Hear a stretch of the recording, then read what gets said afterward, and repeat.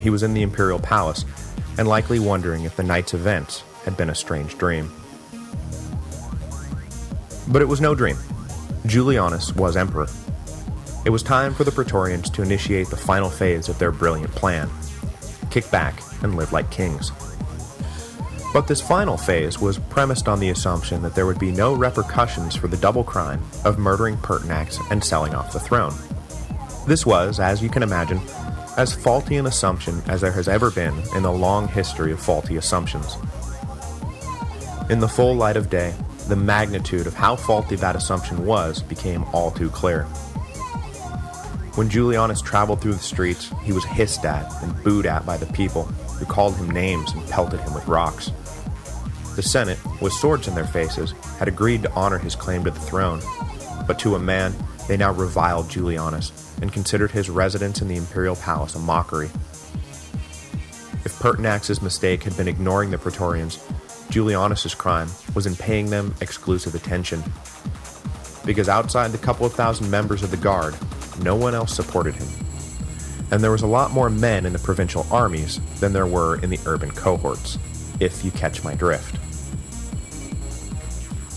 Next week, the chickens will come home to roost. None of the governors out in the provinces had any intention of offering fealty to this imperial impostor.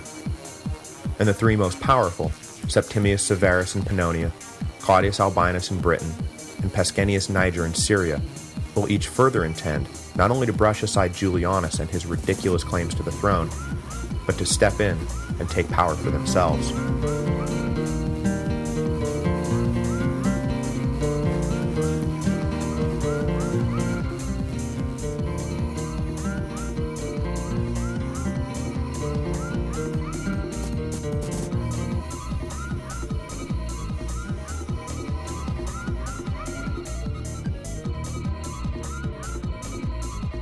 This week's episode is brought to you by Audible. Audible is the internet's leading provider of audio entertainment with over 60,000 titles to choose from. When you're done with this episode, go to audiblepodcast.com/Rome. That again is audiblepodcast.com/Rome. By going to that address, you qualify for a free book download when you sign up for a 14-day trial membership. There is no obligation to continue the service, and you can cancel anytime. You can also keep going with one of the monthly subscription options and get great deals on all future audiobook purchases. This week, I'm going to recommend A Short History of Nearly Everything by Bill Bryson, a thoroughly enjoyable trip through an amazing variety of topics. I seem to recall something in there about the odds of polypeptides coming together in just the right pattern to form life being greater than 1 in the number of atoms in the universe. So it's pretty good stuff. Just remember to go to audiblepodcast.com/Rome so that they know who sent you.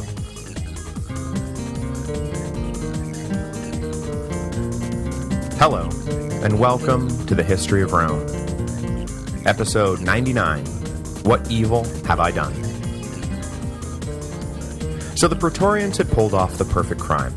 They had murdered an emperor and replaced him with a man whose only claim to the throne was that he had promised to pay them all a boatload of cash. Yep, they were set for life, and nothing could touch them. They were, after all, the Praetorian Guard. The Praetorian Guard. While Commodus reigned, the various cabals of corrupt imperial officials who came and went over the years had wielded near absolute power over the people, and the Praetorians had been the iron hand keeping them all in line. So perhaps the last 12 years had made the Guard a bit myopic. What they were forgetting was that Commodus had paid enough attention to the provincial legions that they never really considered rebellion. Plus, he was the son of Marcus Aurelius, who was the son of Antoninus, who was the son of Hadrian, who was the son of Trajan. The legitimacy of his rule was never really in question. Maybe his antics left something to be desired, but it's not like anyone could really mount a legal brief proving that they had more of a claim to the throne than Commodus, son of Marcus, son of Antoninus, etc., etc. But now, well, that killing Pertinax and putting Julianus in power meant that all bets were now off. It did not take long for the Praetorians to realize their mistake. Word spread quickly about what had happened to Pertinax and what had happened after he was dead. The leading governors across the empire, each on their own initiative, refused to recognize Julianus as lawful emperor, and instead simply got down to the business of deciding who they wanted to replace Julianus with. Coincidentally, the answer each one of them came up with was the same: me. In April 193, Claudius Albinus, Septimius Severus, and Pescennius Niger each stood at the head of their armies, and, vowing to revenge the murder of Pertinax and restore dignity to the empire, they were each hailed emperor by their assembled troops. Well, technically Albinus refused the title emperor, but the effect was the same. This meant that unless they could come to some sort of agreement with one another, this trifecta of pretenders meant only one thing: civil war. And I don't want to give anything away, but guess what? They don't really come to an agreement with one another. As quickly as word reached the legionary camps that Julianus was emperor, word came back to Julianus that, yeah right, wanna bet? But having mortgaged a great deal of his honor in buying the imperial throne, Julianus was not prepared to just give it up at the first sign of trouble. He was an experienced commander and administrator. Now was the time to muster all that experience and fight to keep what he had paid for. He rightly concluded that Niger and Albinus were too far away to pose an immediate threat, but Septimius Severus and Pannonia? That right there was most definitely an immediate threat. The discipline of the Danube legions and the quality of the Roman roads meant that if he wanted to, Severus could march his army to the gates of Rome in a matter of weeks. Severus had to be neutralized immediately. So for the crime of treason against the new emperor, Julianus, again with armed soldiers literally standing over the Senate's shoulders, induced the body to declare Severus a public enemy and pass a sentence of death against the rogue general. Severus, meanwhile, wasted no time breaking camp. He knew, just as Julianus knew, that he was the closest of the provincial generals to Rome. If he moved fast, he would be able to beat Albinus and Niger to the punch, and, invoking the old possession is 9/10 of the law thing, dare them to challenge him, not Julianus, for control of the capital. Plus, once Julianus the dishonorable usurper was ousted, and our beloved Pertinax avenged, a lot of the rhetorical wind would go out of their arguments. Gibbon estimated that, with the prize of supreme power in sight, and that Severus pushed his troops to the limit and marched them at a clip of about 20 miles a day toward Rome. As he was on the move, Severus had a Machiavellian brainstorm. His next closest rival, geographically speaking, was Albinus up in Britain. Albinus was an excellent commander, and the British legions, while lacking some of the prestige of Severus's Danube troops, was still a formidable army. There was little doubt, though, that in the end, Pescennius Niger, who would be able to muster the full resources of the rich Eastern Empire, would prove to be Severus's more formidable opponent.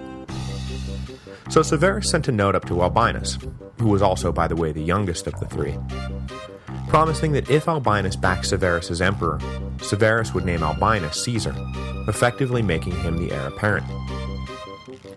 Albinus, in part because it satisfied his personal ambition, but also in part because aligning with Severus would head off civil war, agreed to the terms, and just like that, Septimius Severus had locked up the whole Western Empire. Whether he was aware of these further developments is unknown, but it didn't really matter. Julianus was already stricken by the justifiable fear that he had nothing in his disposal that could match up against the 3 Pannonian legions. Tossing in the British troops was really just piling on. So, still scrambling for any means of survival, he sent a group of senators north to convince the Pannonian troops with a bundle of carrots and sticks that they ought to abandon their leader's cause. However, doubting that the delegation would have much of an effect, Julianus also sent some hand-picked men on a secret mission to just assassinate Severus and be done with him. By hook or crook, Severus had to be stopped before he reached Rome, or else Julianus was doomed. While he waited to hear how his various missions turned out, he set what men he had, that is, the Praetorians and the urban cohorts, to work fortifying the city and drilling for battle to keep their minds from dwelling on the fact that they were all probably dead men. Severus passed into Italy without meeting any resistance and occupied Ravenna, home of the imperial fleet, simply by showing up and announcing that he was now occupying Ravenna. With eventual victory all but assured, Severus was finally met by the various delegations sent by Julianus to talk him out of it, or kill him, or whatever.